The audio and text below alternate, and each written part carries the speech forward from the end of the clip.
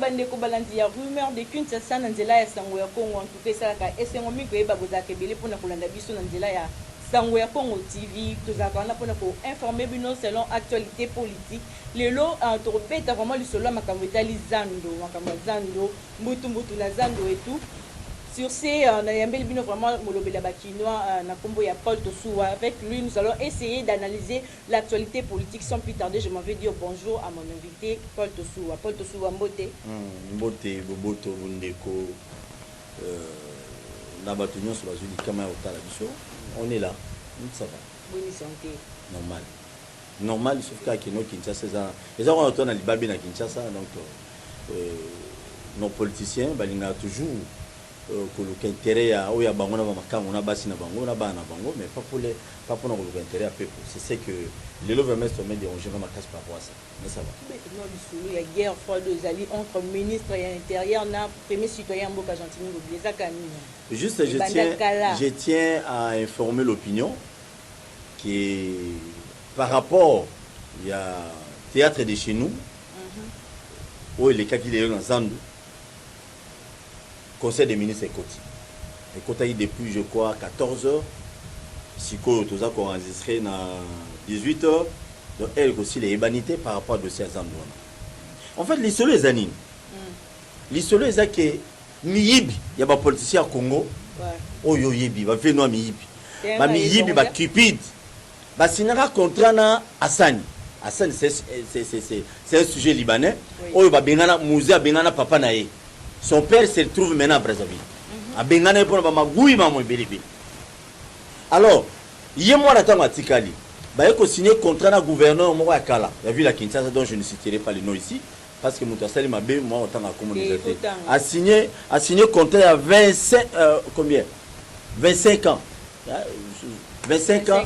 Oui, 25 ans dans la ville province à Kinshasa. Donc Hassan na société na ça fait comme je crois. Non, signer qui n'a la personnalité, mais signer qui n'a société Safricom. De signer qui contrat à 25 ans peut être Azoazando. Clause aux ala qui n'a 4. Il y a contrat na bango. Il y a mounene au bakino pendant il faut pas bénéficier. Il y a liboso. Ils ont réhabiliter Zan. Va moderniser yango. Hassan devrait moderniser ça depuis tous les années qu'il a fait. Il faut qu'il y ait maille. Il faut qu'il y ait courant. Dans la modernisation, il faut un parking, zando va mettre dans la norme. Au biso, bon, tu vas voir jamais trop. Au bayebi, zando même, il y a des pays africains qui sont dans le danser.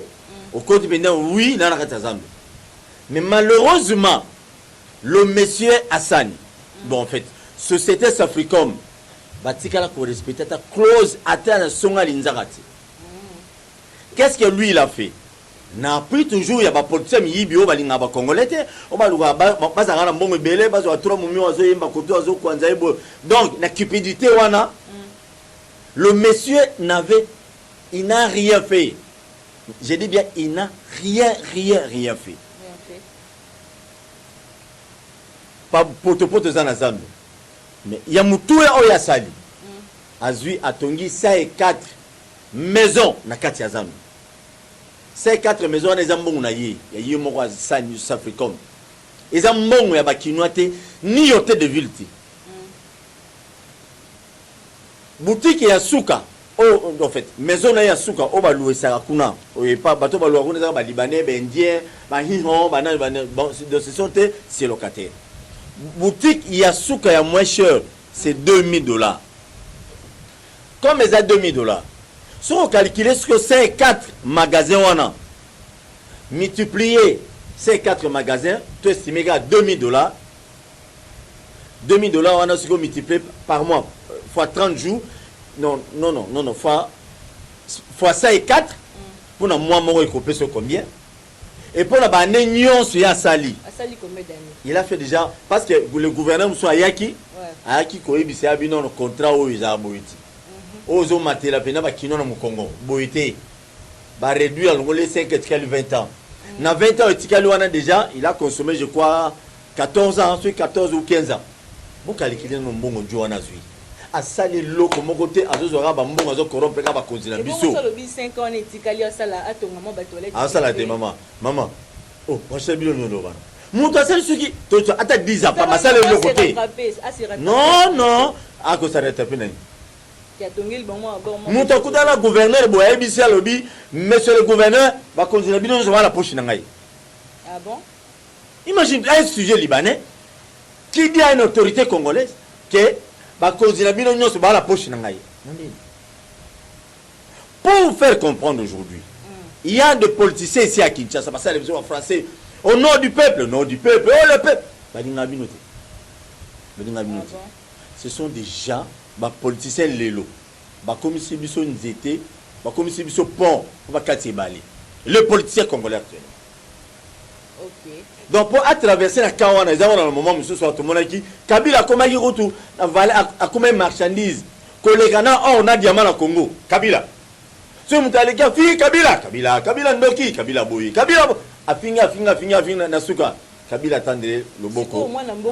Nazo chité. De même aussi na COP, où y a battu ville à Kinshasa. Parce que yo quand tu pena ba nenyo soana Libanon ali en Mboka Yemoko. Ali en abattu. Je suppose que non, c'est sûr et certain. Moi mutuana moi 1000, moi 500, moi 200, et koki kozala. Tout est possible na Congo.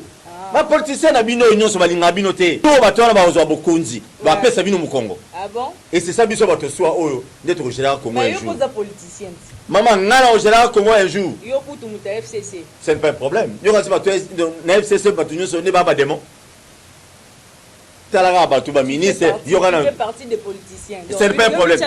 Mais moi ngana ko gérer Congo. Au moins la politique ta ozo ya nzala. Ya ono ko yiba mingi. Non, na elogote maman. Na elogote. Comprends? Na la traverse au Kangamate, na ta pantalon 40 zotote, Rolande Ronanga wana. Donc non, rien du tout. Donc tu na somi au moins baluba. Na bande on a biso abandu. Au moins ba faire ce bala. C'est de même avec moi. Si ça dépendait de moi, na ko senga chef de l'état ba refouler Assane. Non, si mandat n'a été pas refilé. Mandat ni masi. Est-ce que les 5 ans, non? Non. Assani. Oh, il ça sala wana sala le côté. Alors on est dans aussi dans la Congolais. 5 ans, tout est possible. Ba Congolais de qu'on a biso a kufi lelo na Zand. Moi, dazoya. Monte a kufi na la bomisi batu. Hier, le lundi soir, na va na bureau na ville. Téléphone de banoli là et pas maman Zand.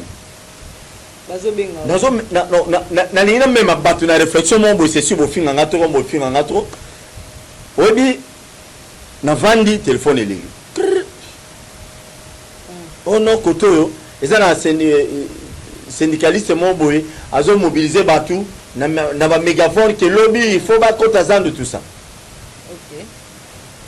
Na minute oyo na Kinshasa tozali na confinement.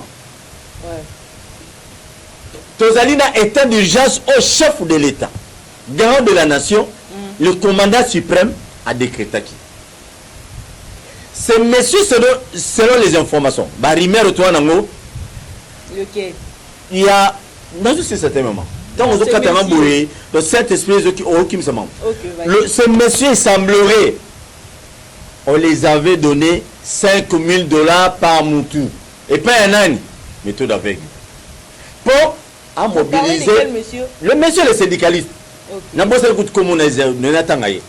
un faux syndicaliste. Le monsieur a mobilisé partout. Lobby lundi. Boya lobby, boy tout ça. Sur quelle base? Sur quelle base ce monsieur va mobiliser Batu? Batu baine ba yaki lelo na tongo na ba réseaux sociaux batu ba fingi na batu musu ba ofinga na Kabila. Pour Batu baye ba manifester. Mais lui lui-même les gars, les syndicalistes. Ouais. Ben c'est qui batu ayete. A mon ali kutute. Moi on bali wana kufi. Policier mon corps. Tant na komaki wana tongo policier mon bazui libanga ba mami qui na côté la biso mibali. Textile, nous c'est Panzani, va me mis à l'hôpital. Qui peut être responsable de tout ça? C'est les syndicalistes, c'est les Libanais, c'est le vice-premier ministre de l'Intérieur ou bien le gouverneur Jantini Gobila. C'est par là que je viens, madame. Le vice-premier ministre de l'Intérieur n'a pas le pouvoir. Il y a Imagine-toi, Nazo ya maman. vice-premier, on dit que la fonction est à Nzambe. Donc, Mundela Yebi, Mundela a une expérience sur les Kabiso.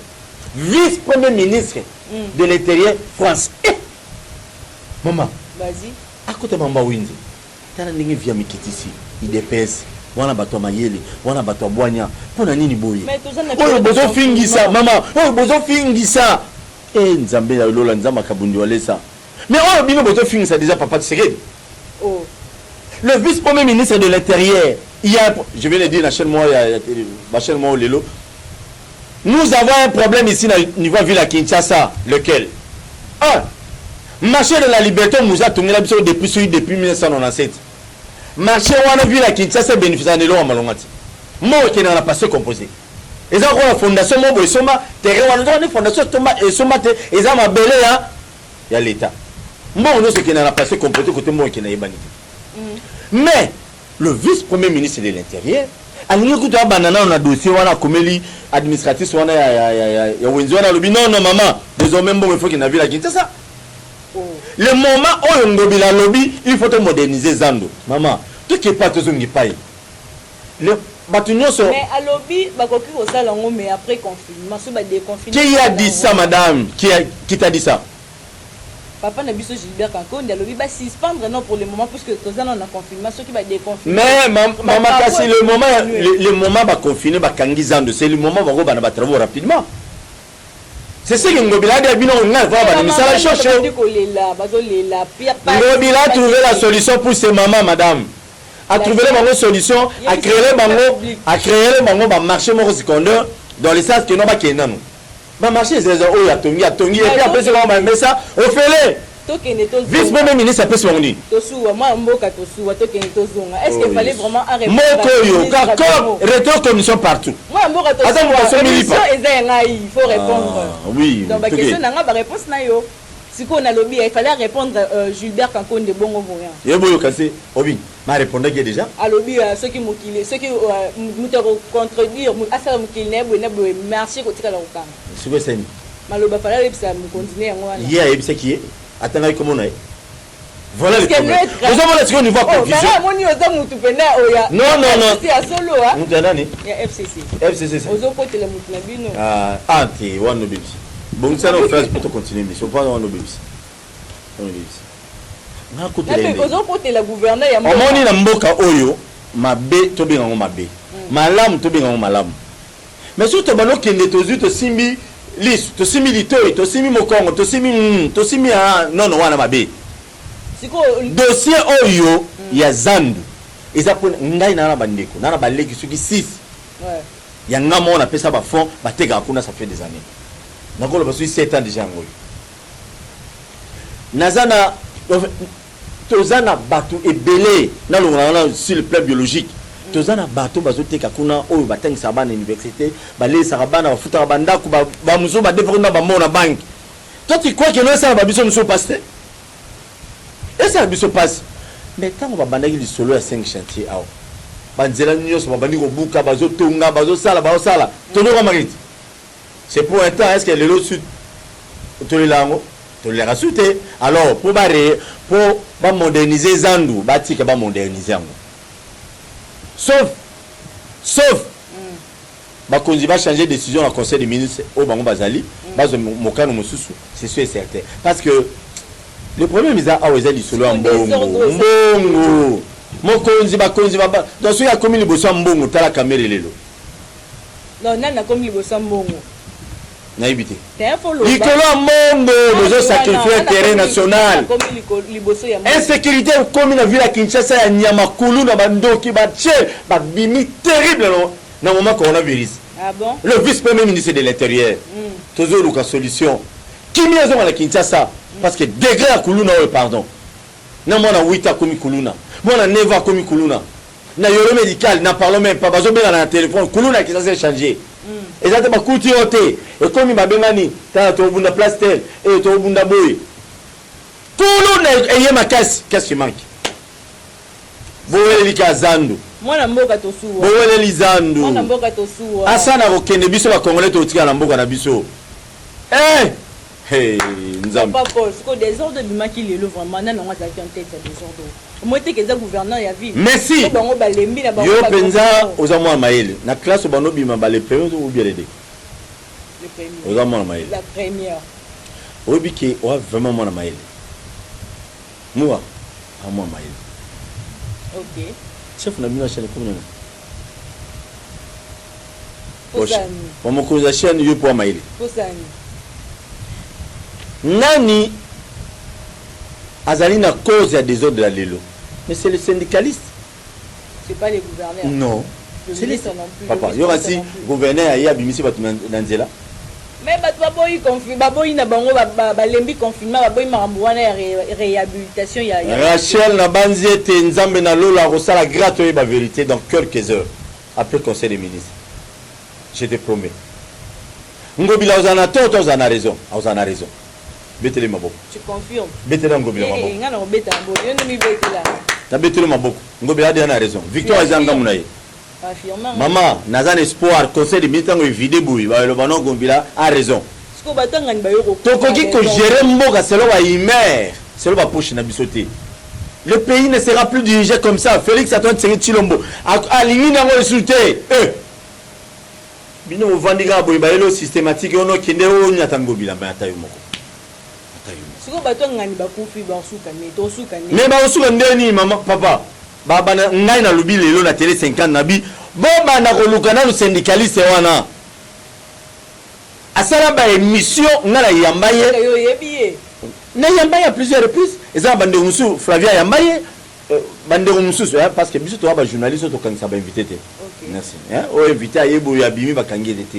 Biso to yambaye mais aloba ba déjà non, tu peux ça un message, tu vas quand invité à finité.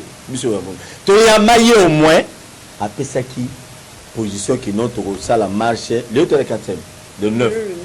Le 9 juin, bisognon, ça l'appelle. L'émission non à ça l'appelle. L'émission il y a Flavien. Après, à Bengissa, la chaîne est belle. La chaîne en Baboula, la chaîne à Cogne, la chaîne à Lys, Union sur. Alors, la minute, le responsable, numéro 1. C'est le monsieur Bodje Melati. Avant évoluer, est-ce que bino bato poto biso bandeko na biso ba zéro bona Kinshasa botala ba image wana bien bato bateka na zandu ngai andiko na ngai bozala districté tout ko ozala embrier na ba discours na non botala format ya bato ba yaki ko marcher lelo ba image ba filmer na ba réseaux sociaux na ba téléphone botala couche ya bato na zandu ngane na yebeli bato bazali majoritaire eza ba maman ba maman bazali bele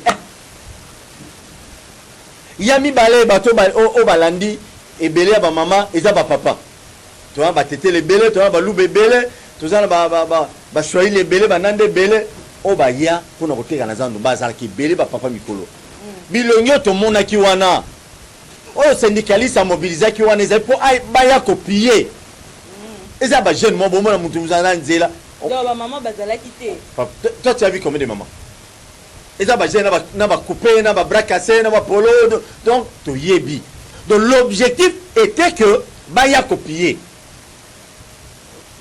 vous allez piller na 90 to moni comment les gens ont souffert de ça ça na pillage mais vous avez besoin de cette idée à pillage c'est par là que je te dis il faut Abéchol pardon il faut nan bakangai syndicaliste wana bakangai il faut malu maman collaboratrice wana ya minda château château rouge non bakangi ete yemo akangi bakangi petit yemo ayo mitika na ye abinga yeyo bosala na nyonso mais bokota na site basali mamnonso basagi baokiye bazongisi comprendre mais yeba ozonga vous comprenez yoki ya de même aussi les syndicalistes atambola azana Sal Kumoro merci beaucoup na pression moté nani Sal Kumoro ya wenzi wana ya Bayaka il est dans le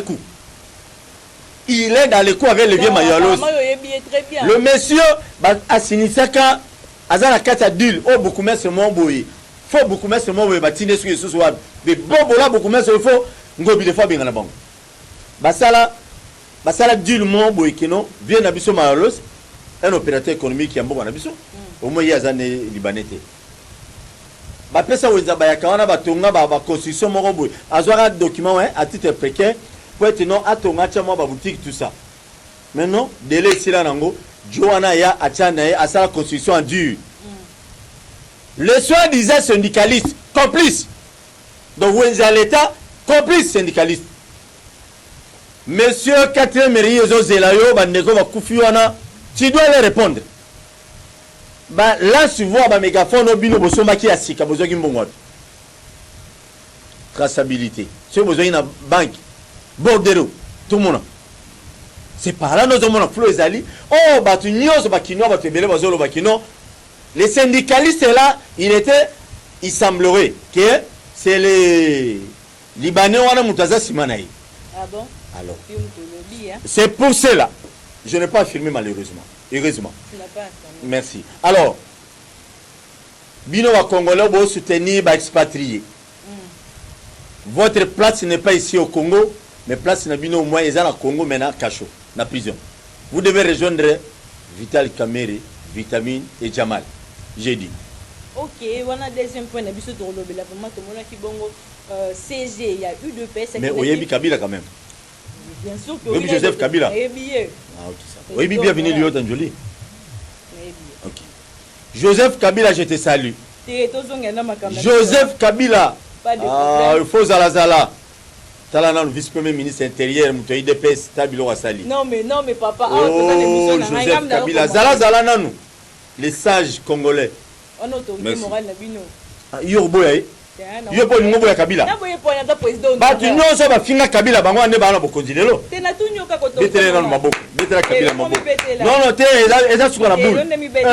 Ba tu musu ba finga Kabila ma Kabila pesa mo proposition. Papa Tosua. Kobo ya kaye na salo yete. Na koboya ete. Président n'aura na koboya. Boya que Joseph Kabila na mboko. Na koboya ete. Tout le monde qui bon vraiment eu de peste ba poni bon candidature unique bon à la personne de maman Patricia Seya. Patricia Seya. Est-ce qu'ils allaient vraiment choisir malamu favorable pour na na ebi mo sango te ba tu de peste pas et bien nga mo sango na ebi na été mais bon nzambe na lola zala na ye azala pe biloba lobate azala pe bilo aza vraiment candidat à malamu ba poni bon mo ba ebi ne ba poni le na ba critère na bango pour la président honoraire vraiment. Oh papa on est allé Kabila on me siko biloko ngana ngade bolo ba côté Kabila vanda calme ba côté na binote o côté Kabila poni Kabila ko mo de pes za ndenge ni eza pose oyo na ndenge systématique nde bango bazoya kiango mais ici li ba pesi mo pose wana soki ba ocha vadio kaka bango so ba ocha aveugle kaka bango so ba ocha compétent tu es compétent kaka bango c'est point de vue na yo par rapport à ça. Non, moi je ne peux pas nakoki ko mettre la vie morote wana parce que na muté de pesti. Oh. Félix Antoine Tshisekedi Tshilombo tanga le bibo tchaye, ba tchaye. Cela veut dire azo répondre à ba critères de pesti. C'est pour taper mon point de vue na yo. C'est incompétente hein. Compétente hein.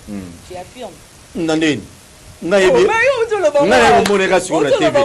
Na moneka ko dans les réseaux sociaux, jana na photo na ye. Ndena mona ngaye, mboyi na yebi na ngaye. Oh, aux appels natifs été mais yo mo déjà affirmé qu'elle est compétente. Té na lobi akoki kozala. Maman, yo kana. Et c'est le côté. Hein? Té oh nani. On a reçu plusieurs. Oh, wana mamami. Ah Amida.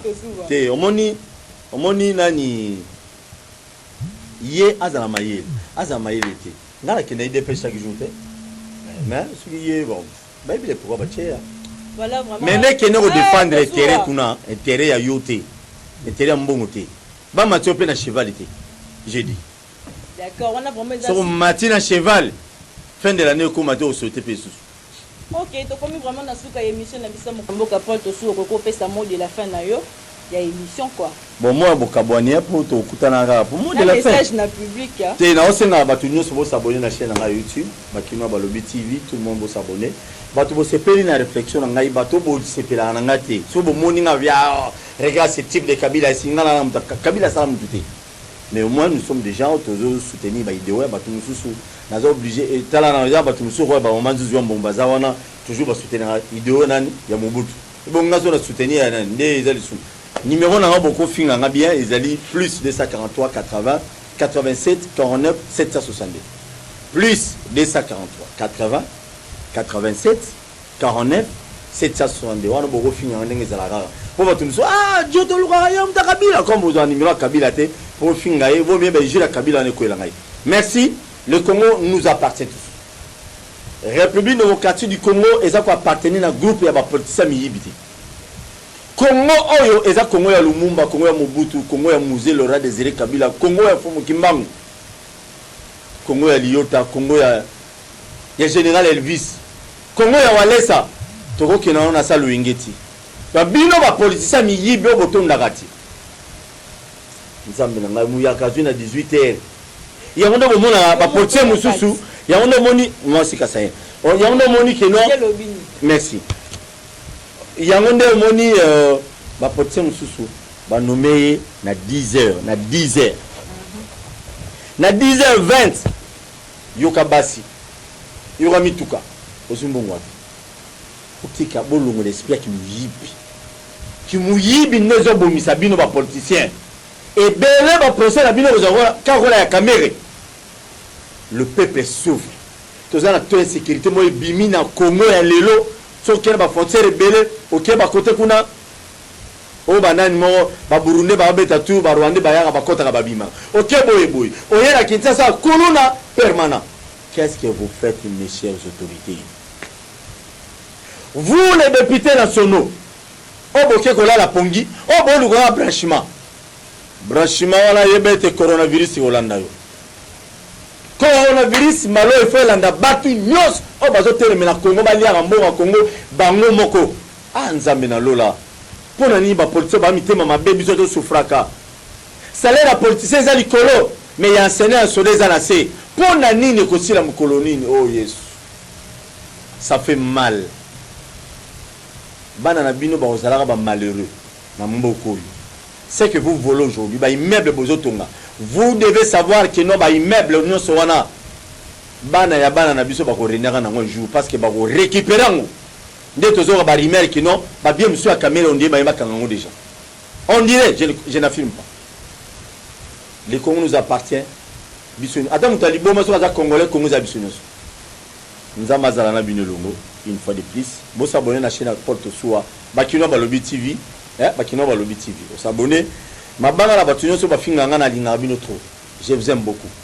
Qui combattait à la Porte Teboya, ah, tout ça qui combattant. Babiso Bato Soua, toi, combattant la ministre de Kinshasa. Combattait à sur la batuille de peste.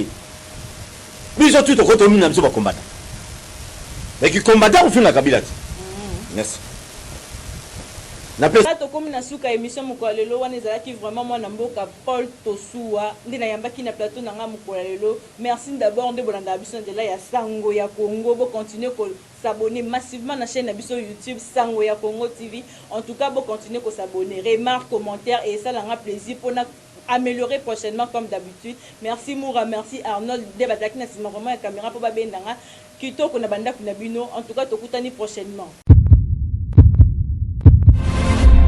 Eshima, votre magazine qui bat au rythme de l'actualité. Retrouvez la nouvelle édition. Exclusivité. Gouverneur Jacques Kiaboula s'érige en barrière contre le Covid-19 dans le Haut-Katanga. Sensibilisation des terrains sur le respect des gestes barrières et prise en charge des malades. Retour sur le péripéties du confinement strict réussi de Lubumbashi et Kasumbalesa. Jacques Kiaboula Katwe, les défis de la réussite. Wandani, l'homme et ses œuvres. Reconstruction et décollage économique. Sécurité, mobilisation de recettes. Eshima Magazine revient sur les succès notables du chef de l'exécutif du Haut-Katanga. Découverte, Moussa Mondo, valeur sûre de la politique congolaise. Focus, Néné Ilunga, en première ligne pour la défense des droits des travailleurs pendant les confinements. Dossier Eshima, les épidémies les plus dévastatrices de l'histoire. Nation, pêche et élevage. Jonathan Bialosuka, sortir la RDC de la sous-alimentation. Économie, impact du Covid-19 sur l'économie congolaise. Afrique, que restait-il de la France-Afrique? Retrouvez l'intégralité du magazine Eshima dans les kiosques. Eshima Magazine, un nouveau standard d'information.